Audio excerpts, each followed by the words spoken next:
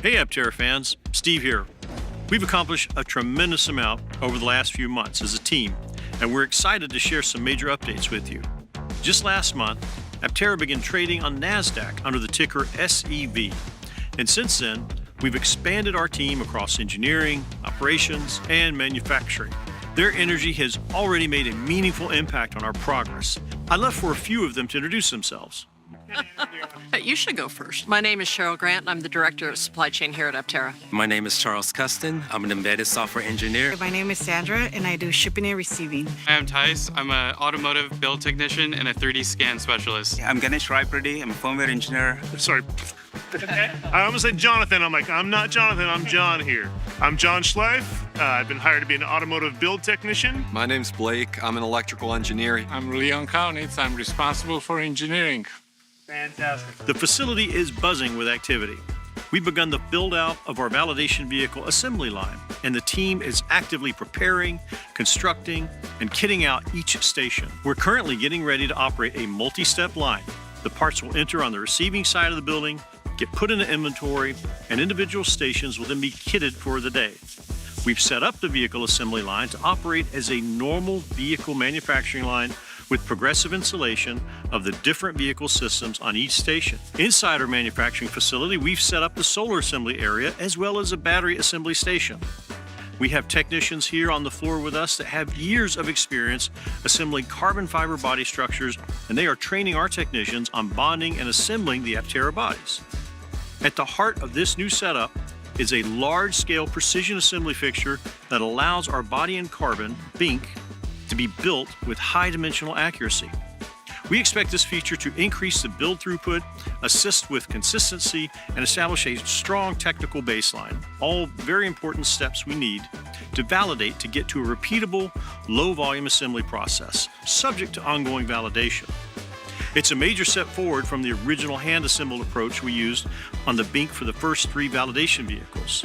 With this new fixture, we can now assemble BINCs with a far greater repeatability and tighter control over final geometry. As you're seeing here, this fixture locates and locks each major composite section into consistent alignment, allowing the team to bond and assemble the body with greater accuracy. We've successfully completed multiple builds using this process, and each build continues to provide necessary input to refine our processes and to increase the build efficiency. We've received a number of frames. They are robust and optimized for weight and strength. As you see here, the manufacturing precision is outstanding. During validation, we'll be evaluating their durability and exploring whether further optimization is possible before we finalize our low-volume production plan. Meanwhile, our partners at CT&S are on-site building battery modules, and these modules look fantastic. Precise frames, clean internal layouts, and fully assembled units that are ready for integration into completed subsystems. And this was another important step for us. This is the first time that CT&S has assembled battery modules here on site for use in our own validation vehicles. Watching these modules come together in our facility has been a major moment for the program. Every day, more parts are arriving for the next set of validation vehicles. These vehicles are planned to support a wide range of important activities, including performance and systems functionality, prove-out and validation assessments, manufacturing validation, and build efficiency improvements, and various other testing activities. These systems we're putting in place today, and the team that we're building around them, represent significant steps in our validation program. By validating each assembly stage now, we're collecting real-world data that we expect will help us optimize the assembly line layout, line balancing, and workflow efficiency as we move forward. Over the past several weeks, our engineers have also been conducting internal efficiency evaluations with Gemini, which is our 3rd production intent vehicle. We drove the vehicle through a combined drive cycle consisting of both high-speed sections, lower speed, and stop-and-go urban segments. Preliminary internal evaluations were encouraging.